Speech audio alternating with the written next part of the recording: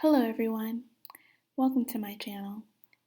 Ebro is a biracial, arrogant culture vulture who makes it a practice to denigrate black women every chance he gets. He obviously gets away with it because his father is black and his mother is a white woman. In the hip hop community, mixed folks are revered and are often put on pedestals. We need to boycott Hot 97 and demand black women play a larger role at the radio station. Aren't you tired of the Latinas and white men who are often casted as the arbiters of hip hop and who are often given platforms without the usage of black women ever? We demand respect. We demand a seat at the table. Enough is enough. Here are 4 times Ebro showed his disdain for black women and the black plight. When Taraji P. Henson was interviewed by the Hot 97 crew, Ebro had the audacity to label Taraji P. Henson as aggressive when she was discussing her dating life and preferences. This is a sore spot for many black women because non-black men are quick to call black women aggressive when they assert their independence and they're just living their life. This treatment is rooted in anti-black violence, and this trope was used to justify the torture, humiliation, and the violence towards black women for centuries.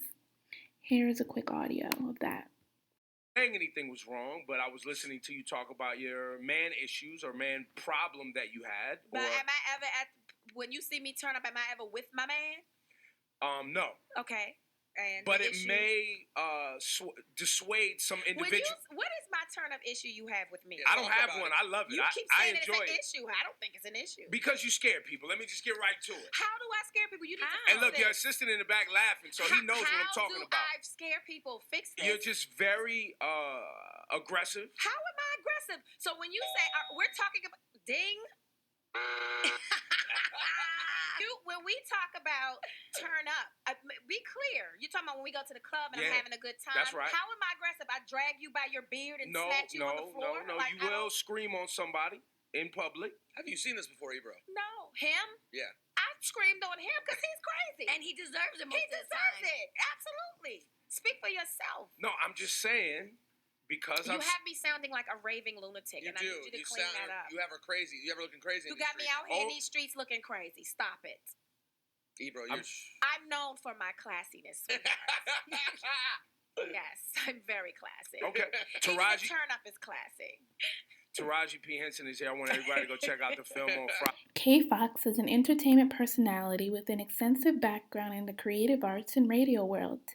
She was hired by Ebro around the early 2010s to be a morning show co-star with Rosenberg. She was abruptly fired by Ebro, and in an interview with Ebony, she claimed that Ebro treated her poorly and labeled her a whore. Here is a snippet of the interview. An Ebony journalist asks, "What do you think when Ebro Darden said on the show that you've seen all the rappers Johnsons and that you got your job at Hot 97 by sleeping with someone, that you slept your way to the top?" Fox wrote, "I was thinking, he's saying that the top is Hot 97. That's the top? For me, it's not. So I just think that when someone says that they're just trying to be malicious and hurtful and they just have no idea of who I am and what my story is. That's why it is so important for me to do interviews like this, because you go through so many things and don't want to be a bitch, if you will, and lash out, but there are little girls who are looking at us. One thing I will say about it was that it was hurtful, because the person that said it, my program director, is the one that hired me, and he brought me in, and he knew that was not the truth. So why are you going to play with me like that? Why are you going to play with my livelihood like that?" And there you have it. Serious allegations brought on by an employee basically being sexually harassed by her boss is inconceivable during these times. If this had happened during the Me Too movement, he would have been dragged, canceled, and just pinned to the cross. He got away with this, ladies, and there's no excuse for it, and we shouldn't let him get away with this. Doja Cat recently received a lot of backlash for creating a song called Didn't Do Nothing, which is actually a phrase used by white supremacists to mock victims of police brutality. Ebro thought that the black community was being too tough, and it was actually our responsibility to educate her. Well, excuse me? The black community, and especially black women, have enough burden as it is. How dare you insinuate that it's our problem to take on to educate Doja and tell her that police brutality isn't fodder for entertainment? This was grossly inappropriate and inexcusable. Here's a tweet and the receipt.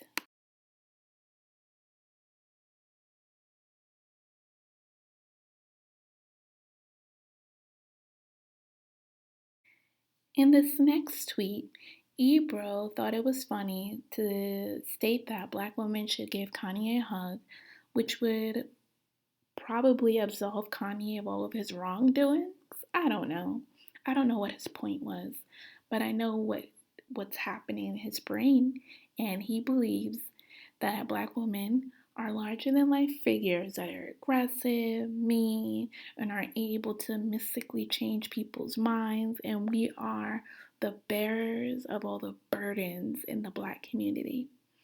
And whether it was a joke or not, I thought it was very inappropriate. Why would black women exhaust their energy, their resources, when Kanye himself is married to a white woman and wants to compete with white men for their riches? Clearly, it's the white woman who needs to give him a hug and correct his life. Don't pin this on black women. This is the last example that I'm going to get into, and here's the tweet and receipt. You should have seen enough to know that Ebro's garbage. He's not worthy of whatever laurels he has in the hip hop community, because there would be no hip hop community without black women. Period.